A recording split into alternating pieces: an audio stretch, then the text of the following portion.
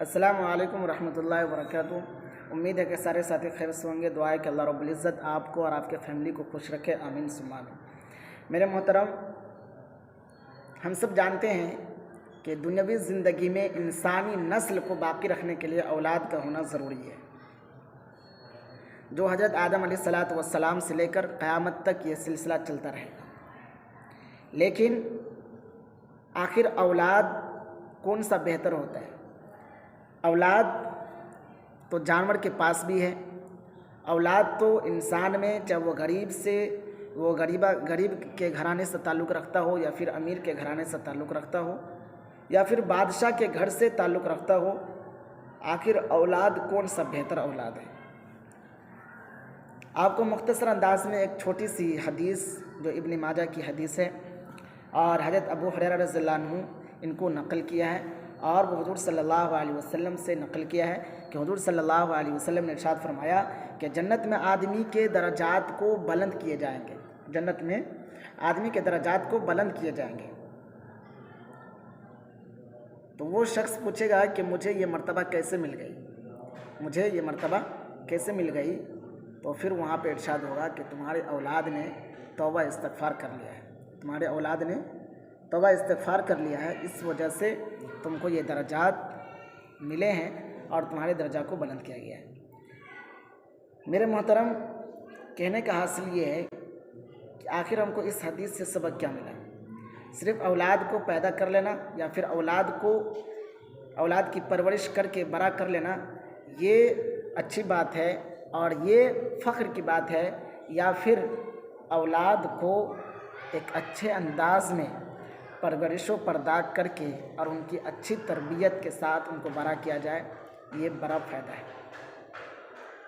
اور بالخصوص آج کے اس پرفتن دور میں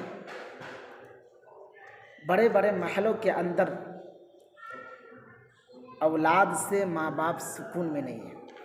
اپنے اولاد ہے، اپنے شکم سے ان کو جنا اور ان کے اوپر لاکھوں روپیہ خرچ کیا اور اپنے فرائض کو انجام دیا، ہر ایک خواہش پوری کی، لیکن جہاں پر کمی ہوئی ہے وہ کمی ہے صرف اور صرف کہ اپنے اولاد کی صحیح سے تربیت نہیں کر پائے، اپنے اولاد کو دینی تعلیم سے آراستہ پیراستہ نہیں کیا گیا۔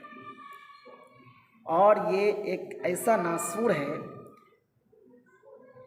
جس کو ہم لوگ نہیں سمجھ پا رہے ہیں، اور جب وہی والدین جب بڑھاپے کی عمر کو پہنچتے ہیں تو پھر اپنے اولاد سے شکایت کرتے ہیں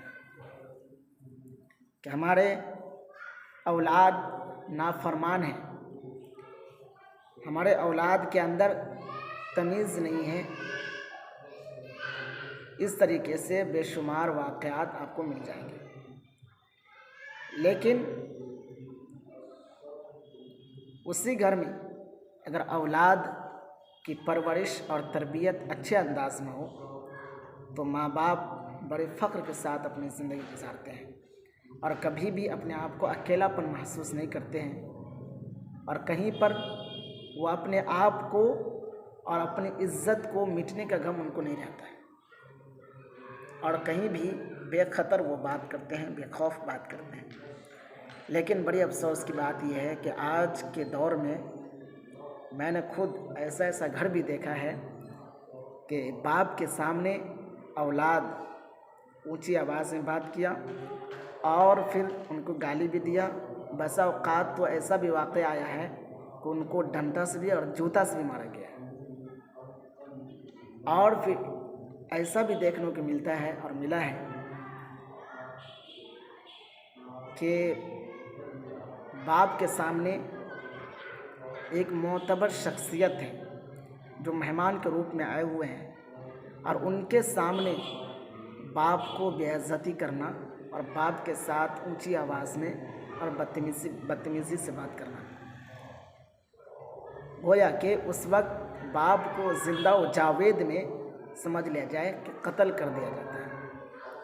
اور یہ ساری نوبت اس لیے آتی ہے کہ اولاد کی پرورش تو اچھے انداز میں کر لی، ان کی ہر ایک خواہش کو پورا کیا گیا، وہ جو کہا ان کو پورا کیا گیا، لیکن उस ख्वाहिश के चक्कर में और उस औलाद को हर चीज़ समझ लेने के चक्कर में ये भूल बैठते हैं कि यही औलाद हमारे लिए आखिर में जा कर के ये ख़तरनाक बन सकता है। इसलिए कुरान करीम ने कहा इन्नमा अम्वालुकुम व औलादुकुम फितना। जहाँ पर दुनिया में सबसे ज़्यादा इंसान को माल से प्यार होता है, माल से मोहब्बत होती है, उसी तरीक़े से औलाद से भी बेपनाह मोहब्बत होती है और होनी भी चाहिए, क्योंकि ये फितरी मोहब्बत है, मोहब्बत जा नहीं सकती। लेकिन कुरान ये भी कहा है कि ये तुम्हारे लिए माल भी और औलाद भी ये फितना का सबब बन सकता है। ये फितना का सबब तुम्हारे लिए बन सकता है। ये तुम्हारे लिए दोनों चीज़ आजमाइश की चीज़ें हैं। इनको तुम अच्छे अंदाज में इस्तेमाल करोगे तुम्हारे लिए कार खैर बनेगा, लेकिन इसका तुम गलत इस्तेमाल करोगे तो ये तुम्हारे लिए फिर एक बड़ी ख़तरनाक साबित हो सकती है। और आज देखने को मिलता है कि अपने औलाद को, किसी के घर में 2 औलाद हैं, 3 औलादें हैं, लेकिन एक औलाद की भी सही से परवरिश के साथ साथ तरबियत नहीं कर पाते। जिसके घर में 5 औलाद हैं उनका भी वही हाल देखने को मिलता है, और जिनके पास 1 या 2 औलाद है उनकी भी वही हाल देखने को मिलता है। इसलिए कहा जाता है कि औलाद को पाल लेना तो ये हुनर तो जानवर के अंदर भी है। औलाद को पाल लेना तो ये हुनर जानवर के अंदर भी है। कमाल तो ये है कि आप औलाद को पालने के साथ साथ उनकी तरबियत भी अच्छे अंदाज में कीजिए। इसलिए मेरे मोहतरम, कोशिश कीजिए कि हर एक तबका के अंदर, हर एक घर में ये बात को फैलाएंगे और कोशिश ये करेंगे कि अपनी ज़ात से जहाँ तक हो सके आवाम को फ़ायदा पहुँचाएंगे, और उससे पहले खुद अपने घर की तरबियत करेंगे और अपनी ज़ात की तरबियत करेंगे और अपने आलो औलाद, अपने नस्ल की तरबियत करेंगे और अपने घर से इस बात और इस काम को शुरू करेंगे। और नीयत ये रहनी चाहिए कि हमारे घर के साथ साथ हमारे माशरा और हमारे इर्द गिर्द, हमारे अड़ोस पड़ोस, हर एक के बच्चा परवरिश के साथ साथ उनकी तरबियत अच्छे अंदाज में हो, ताकि वो दीनी माहौल के एतबार से और इस्लाम के मुताबिक वो ज़िंदगी बसर कर सके। दुआ कीजिए कि अल्लाह रब्बुल इज़्ज़त हम सबको कहने सुनने से ज़्यादा उनकी तौफीक अता फरमाए, और हम सबको अपने वालिदैन के लिए, हम सबको अपने वालिदैन के लिए एक अच्छा बेटा बनने या फिर एक अच्छा औलाद बनने की तौफीक अता फरमाए। आमीन सुम्मा आमीन।